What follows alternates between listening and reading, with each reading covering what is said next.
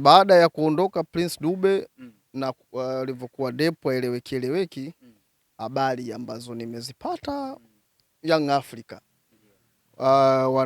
wameanzisha mazungumzo na Wydad kwa ajili ya kumpata Selemani Mwalimu.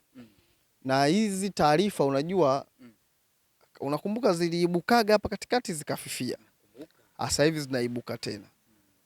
Nilichogundua viongozi wa Young Africa wanamhusudu sana Selemani Mwalimu, wanamhusudu sana. Unajua Selemani Mwalimu anaweza asiwe chaguo la kwanza, lakini yule Mtanzania acheze hapa sijui mpaka sijui kwa idadi.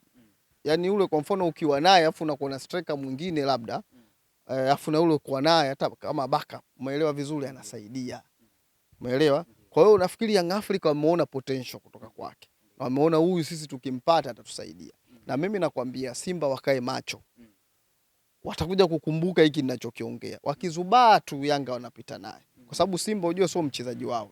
Yupo kwa mkopo. Kwa hiyo Yanga ni kitendo tu cha wao kumalizana na Wydad, alafu na yeye mchezaji akisema yes basi anaenda Young Africa.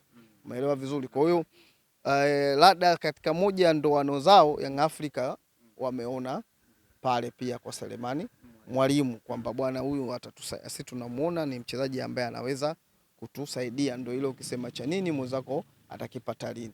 Na